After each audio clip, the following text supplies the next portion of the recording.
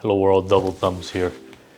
Although homeownership in Canada is pretty high at 68%, purchasing your first home is definitely not a simple task for most people. Saving for a down payment is the first step, but you also have to worry about paying utilities, mortgage payments, and property taxes and any maintenance fees that's associated with housing.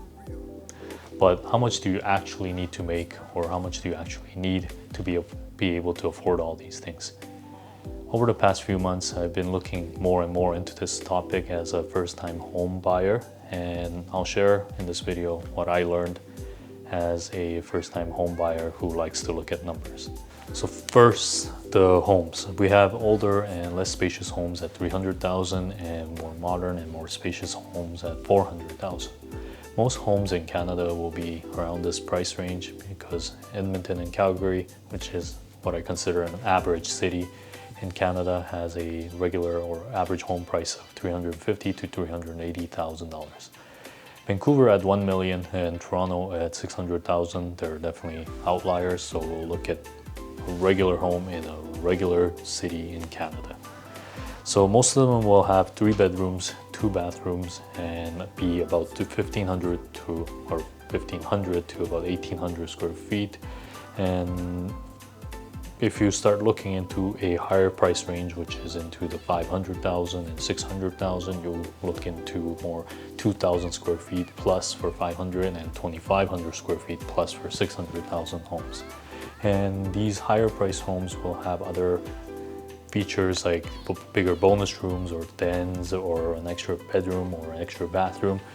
So it'll depend on what you really value in a home, and if it's something that you can't give up, then you gotta look into these higher price ranges.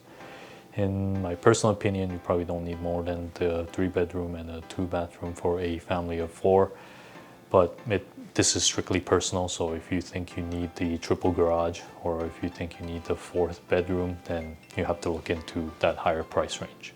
On to the second part, which is the maths or the numbers.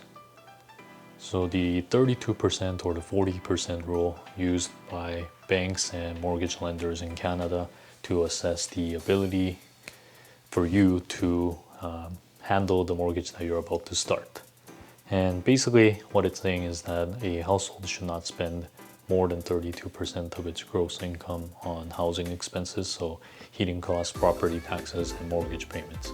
And the 40% rule is basically a household should not be paying more than 40% of its gross income into all forms of debts. So student loans, housing expenses, credit card payments, and car payments. So now we'll look at some numbers. So first is the heating costs, and heating costs about $250 per month during wintertime and probably $100 during the summertime. So it's probably safe to say you'll spend about $200 per month in heating costs every day. And property taxes will assume usually about 0.7% of the property's value. So third topic, the mortgage and down payment. And minimum required down payment is 5%, but you're exempt from the mortgage insurance if you pay 20% or more.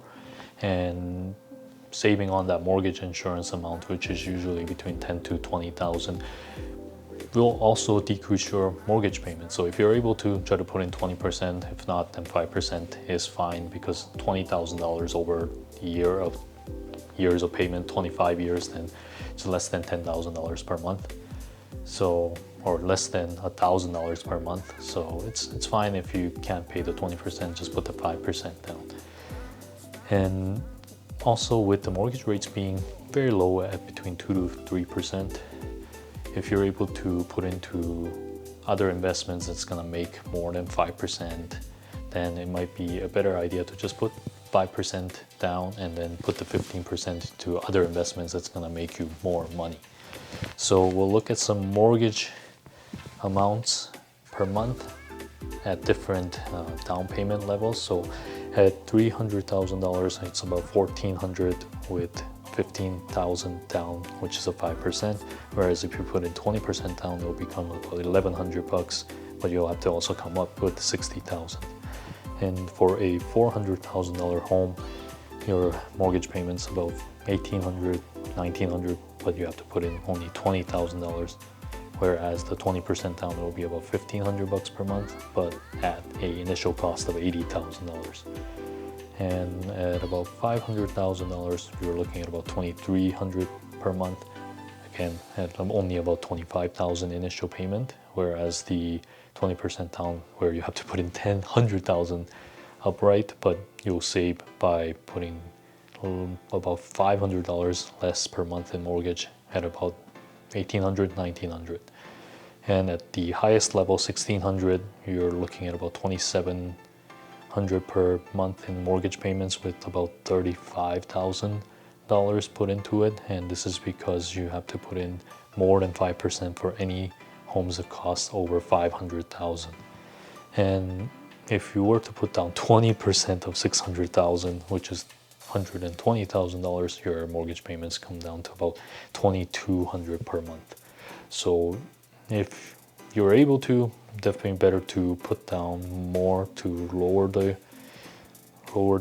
mortgage payments. But like I said, if you're able to find other investments that's going to have higher returns, that might be the smarter way to go. Okay, so now that we know the housing expenses, we can do the reverse calculation. So 0.32% or 32% of gross income should be higher than the housing expenses, which also means that the gross income should be higher than the housing expenses divided by 3.2. So these are the numbers.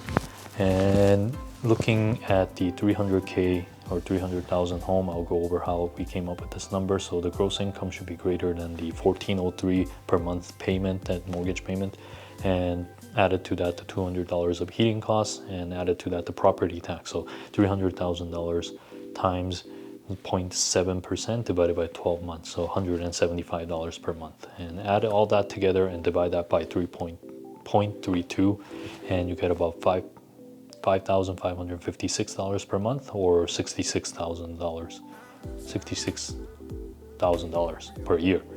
So going down the list, for a $300,000 home, yeah, you save about $10,000 if you are putting down 20% versus a 5%, so 56 versus 66,000, and 400 is about 86 versus 73. So in this lower price category, you're saving about $10,000 per year by putting more down. And going into the higher category, $500,000, you need about $106,000 per year to be able to afford these houses at 5% down, whereas you only need about $90,000 if you put 20% down.